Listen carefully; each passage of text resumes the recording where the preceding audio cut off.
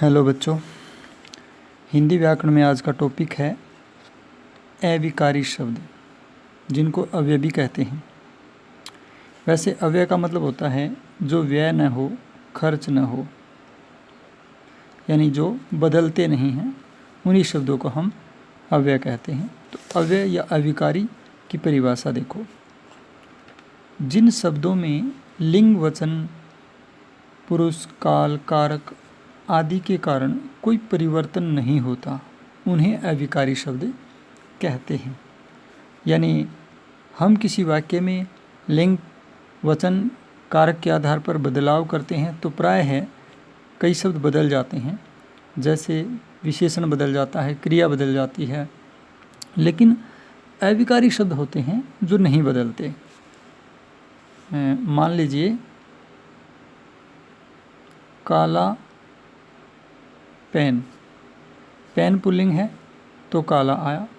अगर हम पेंसिल लिखते, पेन की जगह हम बदल देते हैं पेंसिल, पेंसिल, तो यहाँ काला की जगह क्या आएगा, काली आ जाएगा।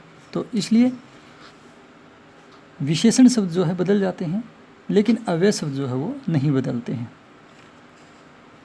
फिर अव्यय के प्रकार देखो, 5 प्रकार होते हैं अव्यय के। क्रिया विशेषण,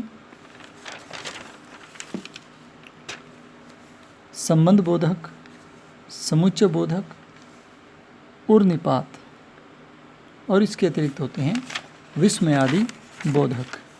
तो सबसे पहले हम क्रिया विशेषण को देखते हैं।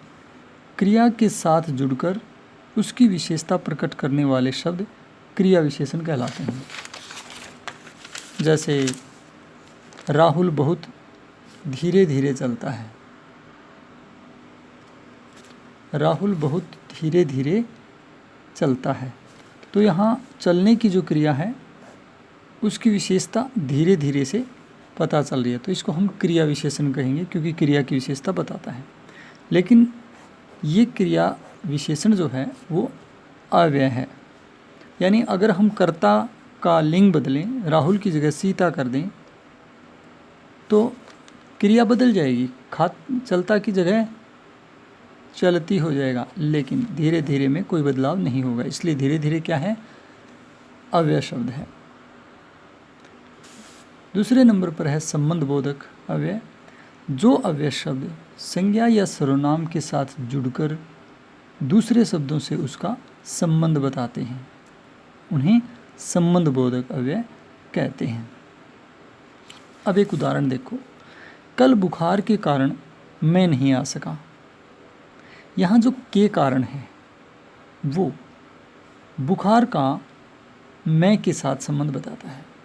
तो वे अव्यय शब्द जो संज्ञा या सर्वनाम का, किसी भी संज्ञा या सर्वनाम का अन्य शब्दों से संबंध बताते हैं, वो क्या होंगे, संबंध बोधक अव्यय होंगे। ठीक है। इसके बाद है समुच्चय बोधक शब्द। समुच्चय बोधक क्या होता है, दो शब्दों, वाक्यांशों या वाक्यों को जोड़ने वाले शब्दों को समुच्चय बोधक कहते हैं।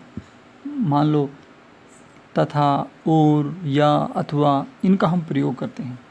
उदाहरण देखिए, मैं और मेरा मित्र कल आएंगे। तो यहाँ देखो, मैं, मेरा मित्र, इन दो शब्दों को जोड़ता है, वो है और। तो ये और क्या हुआ, समुच्चय बोधक हो गया। और ये क्या है, अव्यय है, ये बदलता नहीं है।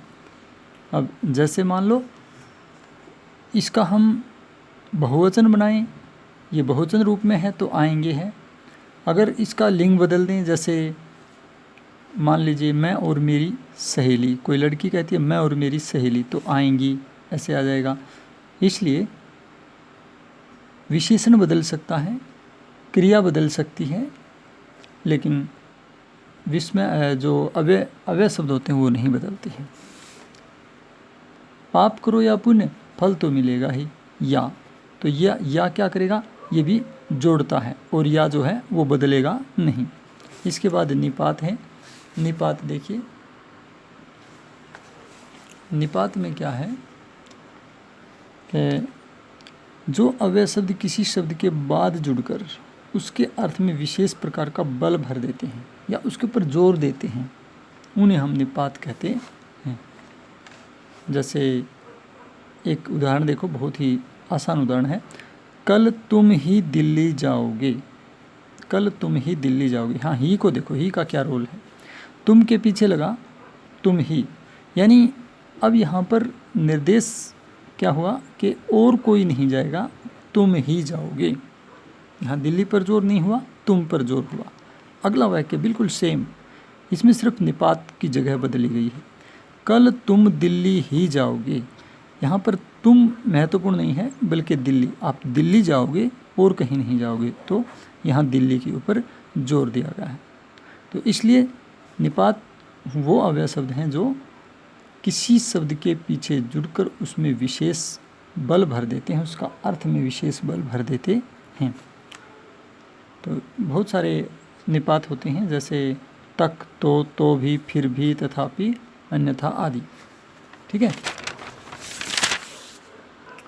और लास्ट में है विस्मय आदि बोधक अव्यय शब्द। विस्मय आदि बोधक, देखो यहाँ पर विस्मय आदि, आदि शब्द लगने के कारण विस्मय के साथ साथ और भी कई भाव हो जाते हैं, जैसे हर्ष है, आश्चर्य है, बहुत सारे मन के भाव होते हैं जो हम व्यक्त करते हैं। तो भावों को व्यक्त करने वाले जो शब्द होते हैं वो विस्मय आदि बोधक कहलाते हैं। जो अव्यय शब्द हमारे मन के हर्ष, भय, प्रसन्नता, दुख, आश्चर्य आदि भावों को व्यक्त करते हैं उन्हें विस्मय आदि बोधक शब्द कहते हैं। जैसे हाय राम, अब क्या होगा, तो यहाँ पर हाय क्या है, विस्मय आदि बोधक है। अरे वाह तुम जीत गए, ये विस्मय आदि बोधक है। छी कितनी गंदगी है, ये विस्मय आदि बोधक है। और ये सारे क्या हैं, अव्यय हैं, ये बदलते नहीं। ठीक है। अगर राम की जगह गीता आ जाए, सॉरी मान लीजिए, मैं एक और एग्जांपल लेता हूँ। अरे अरे मोहन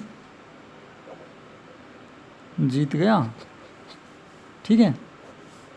अरे मोहन जीत गया, मोहन पुल्लिंग है। अगर हम इसको स्त्रीलिंग बनाएं, गीता जीत गई, अरे गीता जीत गई, तो यहाँ अरे ही लगेगा और कुछ नहीं लगेगा, तो ये क्या हुआ, अव्यय हुआ। तो इस तरह से 5 प्रकार के अव्यय शब्द होते हैं, जो कि क्रिया विशेषण, संबंध बोधक और अपने विस्मय आदि बोधक और संबंध बोधक।